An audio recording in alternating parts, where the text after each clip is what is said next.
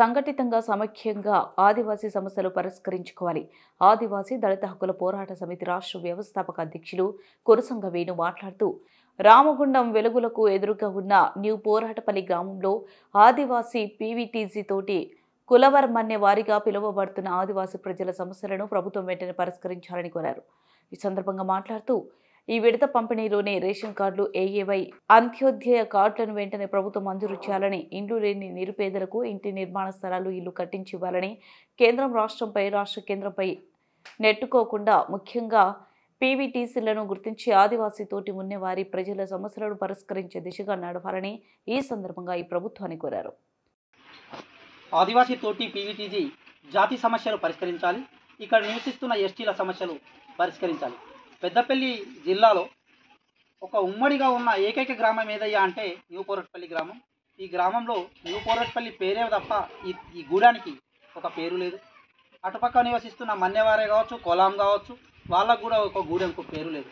వాస్తవానికి ట్రైబల్ స్ట్రీట్గా దీన్ని గుర్తించి ఇక్కడి నుంచి రిజర్వేషన్ ఎస్టీకి కల్పించాలి. ఇది చట్టంలో పొందుపరిచి ఉన్నప్పటికీ మరి చాలామంది దీన్ని అనగదొక్కుతారు. కాంగ్రెస్ ప్రభుత్వం గుర్తించి మా ఎస్టీల నుంచే దీనికి ఒక కౌన్సిలర్ కార్పొరేటర్గా రిజర్వేషన్ కేటాయించాలి. అంతేకాకుండా తోటి పీవీటీజీలు అంతరించుతున్న తెగ అని ప్రభుత్వమే అంటుంది. గిరి పౌష్టికాహారం పేరుతో ఆదిలాబాద్ జిల్లాలో ప్రోటీన్స్ ఆహారం అని అందిస్తున్నారు. మరి ఇక్కడ మా బక్కపరిచిన పానాలు మీకు తోచని స్థితిలో కనిపిస్తూనే ఉన్నాయి. మరి మాకు ఏఏవై అంత్యోదయ కార్డు 35 కిలోలది ఇవ్వాలని చట్టంలో పొందుపరిచి జీవో ప్రకారంగా ఉన్నప్పటికీ ఈ ప్రాంతానికి 35 కిలోలు బియ్యం అందకపోవడం అతి దారుణం. గత పరిపాలన ఎలాగో ముగిసిపోయింది, కానీ కాంగ్రెస్ మీద మాకు ఇంకా కొంత నమ్మకం ఉంది.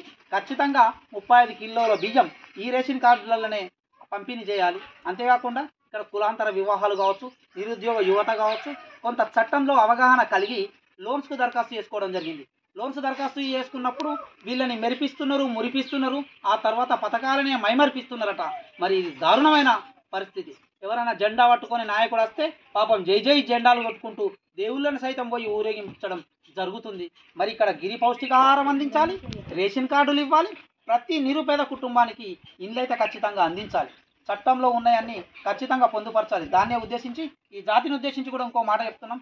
మనం ఐక్యంగా లేకపోతే ఒక తీగకు రాయి పెట్టి కొడితే అవన్నీ ముదురుతాయి. మనం కూడా మన సమస్యల్ని పరిష్కరించమని ప్రభుత్వాన్ని అడగకపోతే ప్రభుత్వం కూడా స్పందించదు.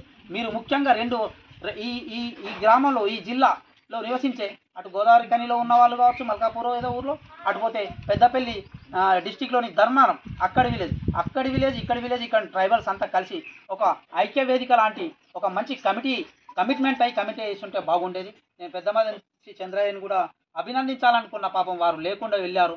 ఎందుకంటే కార్యక్రమాల్లో చురుకుగా పాల్గొంటారు. తొందరలో 5 కమిటీలు ఖచ్చితంగా పడాలి. ఒకటి మహిళా కమిటీ. రేపు పొద్దుగాల ప్రభుత్వం ఏం చెప్తుందంటే మగవాళ్ళకి ఇయ్యం, మేము ఆడవాళ్ళకి ఇస్తామంటుంది. అప్పుడు మహిళలంతా మళ్ళీ వెనక చీర అన్ని ఫోటోలు దిగి సుధరాయించుకుంటే కుదరది.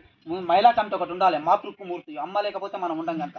అట్లే యువజన కమిటీ. ఇప్పుడు తమ్ముడు చెప్తుండు ఏమని అన్నాను, బ్యాంకు మెట్లకి కిందికి వచ్చేసరికి 7 లక్షల కారు మాయమైందన్నా అని గుండె కోత ఎంతో ఒకసారి ప్రభుత్వం అర్థం చేసుకోవాలి. మున్సిపల్లో మాయం కాలే, మున్సిపల్లోనేమో శాంక్షన్ అయింది, బ్యాంకుల్లోనేమో మాయమైంది. బ్యాంకులోని బలిసినోడికి ఇస్తున్నాయి ఇక తప్ప బ్యాంకు అనేది ఒక నినాదం మీద పనిచేస్తుంది. ₹1 నిరుద్యోగులకు ఇస్తా, ₹1 ప్రభుత్వ ఉద్యోగులకు ఇస్తా, ₹1 చెక్కుల మీద ఇస్తా, ₹1 రైతులకు ఇస్తా, ఇలాంటివి ఉన్నాయి. ఇంకోటి ముఖ్యమైన మాట ఏంటంటే ప్రతి కుటుంబానికి ₹12,000 ఇస్తున్నామంటుంది ప్రభుత్వం. మరి మేము